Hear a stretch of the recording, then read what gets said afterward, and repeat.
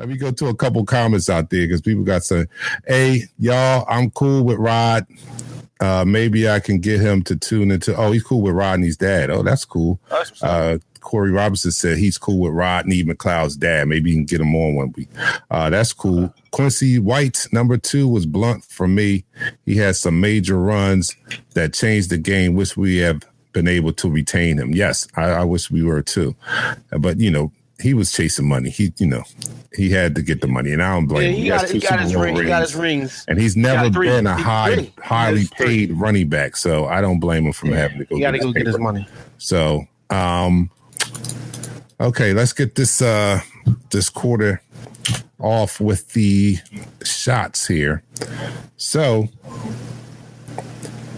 again, before I start that, here we go. You're now listening to the second quarter. And the second quarter begins with our customary shots. Again, I am partaking in the Tito's handmade vodka here. And we are partaking in 1800 tequila coconut. All right. And this dude. All right. So, you guys ready? Yeah. All right. 3, 2, 1, down the hatch. That didn't get cooler. Yeah. It's probably better if it's cold. Yeah, it's much. That's why we get everything cold. I'm sorry. All right. So we've got to speed this up because we're only on 23 now. You guys, I'm gonna have to hurry up here. All right. So number 23 is dark. And we can dedicate the whole show to the countdown if you want to. I don't mind. I don't mind doing that. We can do that. It's a good show. And then we can take our time. So here we go. The number 23 is our man Ronald Darby. Ronald Darby, what do you guys think about that? Ronald Darby, we have as number 23 most impactful Eagle of 2017, our Super Bowl team. He was not there the whole year. He hurt himself on the first week of the season and missed practically half the season. But he came back, and I thought he did pretty good. I thought he did okay. Their son was calling for his head. You have to remember that. Number one, he didn't have a full off season with us. He came late in training camp, like a week or two before the season started. So, and then he got hurt the first year. But even in that late acquisition and training camp, he still emerged as our top cornerback coming out of training camp. So that says a lot about his ability and how he looked compared to the other cornerbacks. Then he got hurt in the first game and he missed half the season. So when he came back, you have to remember he missed half the season. He didn't work. He didn't have the whole off season to work with us, and he still did an admirable job. And for the times that he had got beaten, I would blame it on him not being fully healthy, him not having the scheme down. It's a lot to digest in the short amount of time that he had to prepare for the regular season, and then he gets hurt. So I think he still did a great job, and I thought he was key in the playoffs too. I thought he did a good job in the playoffs. What do you think? Yeah, I think he was very impactful, even when he wasn't even on the field. For him going down in the first game, it made other corners step their game up. Yeah, Rasul Douglas stepped his game up. I think he had 2-3 interceptions for the season. I mean, when you have somebody with the speed that Darby possessed and the ability to actually play off or play on a receiver and have the catch up speed to actually get back to the ball, I mean, that speaks volumes on what he could have done if he would have been healthy that whole season. And just looking at it, what he's going to do this season, that he has a whole off season to work on his technique, to work with the defense, and actually be ready without any type of injury. Because I think when he came back from injury, he still had the mental aspect that he was fighting with, that his ankle might seem 100%, but the mental thing, that mental aspect of coming back off of injury it takes tolls on a lot of these athletes. Sometimes they say they don't come back. The first year they're not back to 100% until they get over that mental hurdle.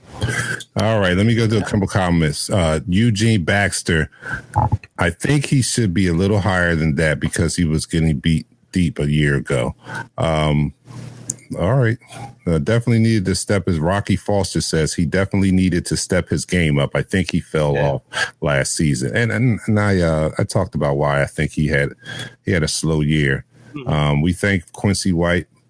He says he really loves this podcast. Thank you, Quincy. And make sure you share this show with other people. Corey Robinson, big thumbs up from Corey. You know, Corey, he comes hard. He comes hard at us. And he's saying, so far, the list looks good. We've impressed Corey, so I'm happy. Ray Sowers says, I got it right. 3, 2, 1. Yeah, Ray, I've been practicing. You know, for me to practice the countdown, I have to have a drink during the week, and I have to by myself. I'm just sitting there and then family room going 3, 2, 1. I get this right. 3, 2, 1. I get this right. Because I am a professional. I get ready for this podcast. I'm about this life. Okay, here we go. Tifa, wow. Darby's my boy. Corey Robinson says, I think he could be Asante. Like I told you guys, man. Yeah. This year with a full off season under his belt and a full off season under Sidney Jones' belt, I think we're going to have like one of the top cornerback tandems in the league. But we have to keep it moving. Yeah, he concurs, but we're going to keep it moving. So number 22 on the list is a rookie. Our rookie, Derek Barnett, has come in at number 22. Derek Barnett. I'm going to let Shell talk about Derek Barnett. All right. Well, I'm going to be honest with you. I remember sitting at the cigar shop, cigar bar with y'all last year, and we got that pick. I was a little upset. You were. I was a little upset. I wanted Devin Cook. I wanted Devin Cook. I was highly upset.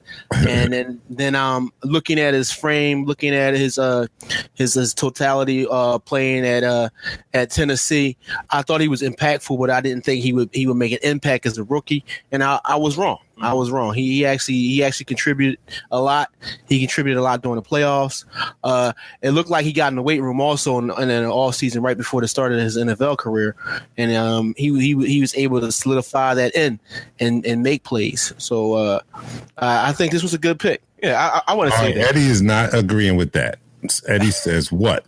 22 Barnett. Yeah, he came in.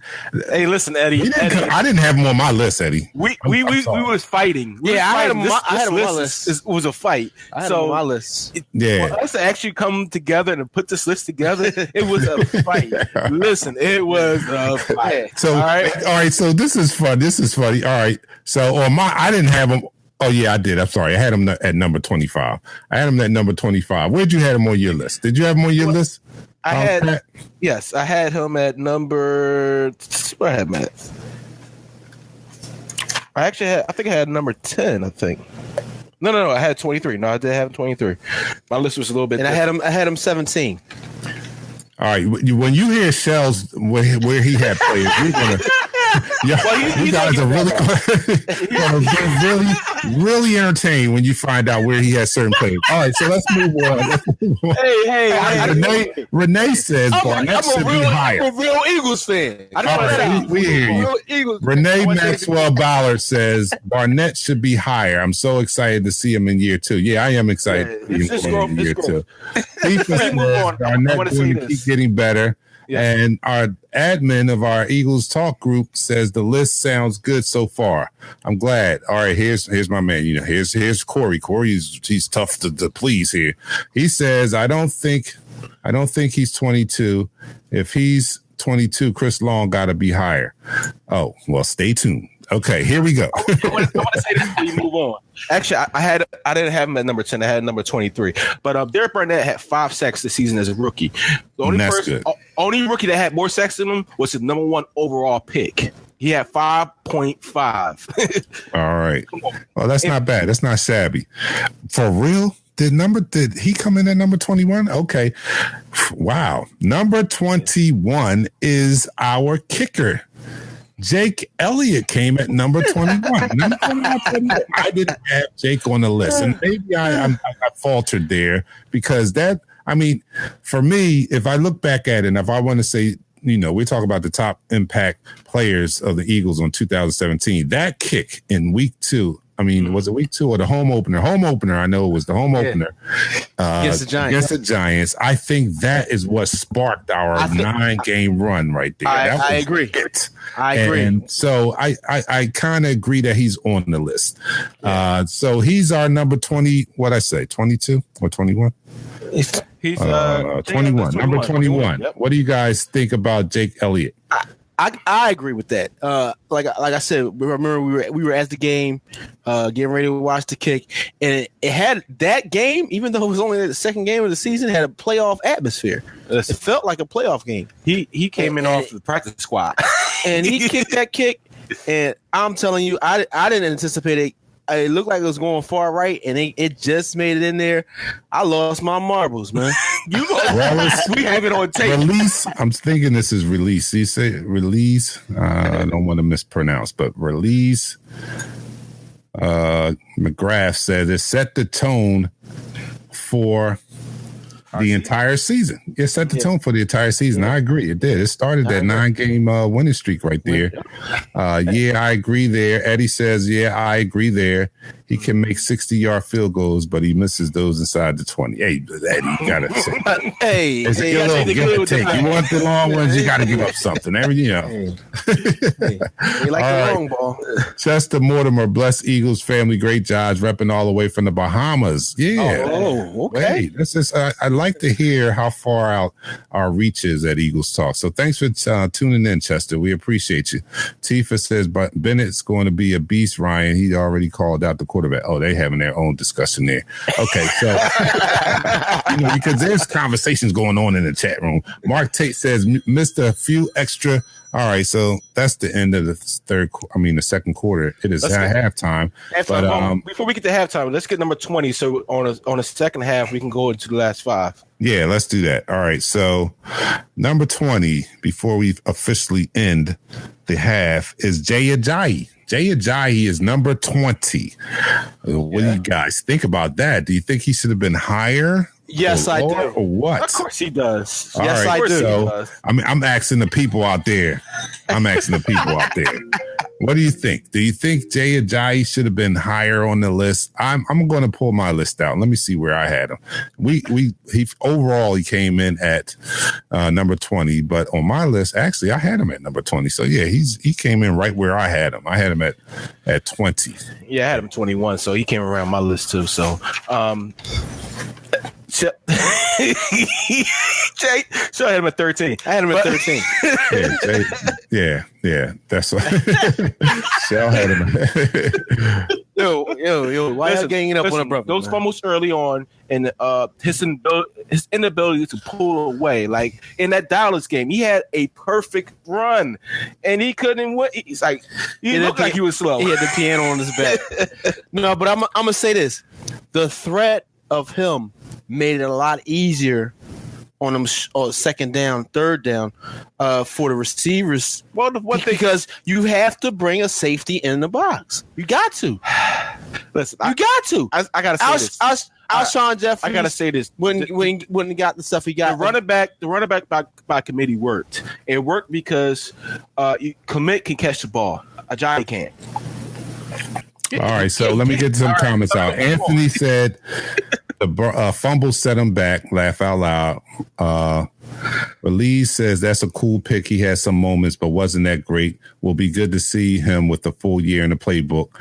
Mark Tate thinks he should have been higher. I agree, Mark. Miss Tookie says higher. Donovan Candy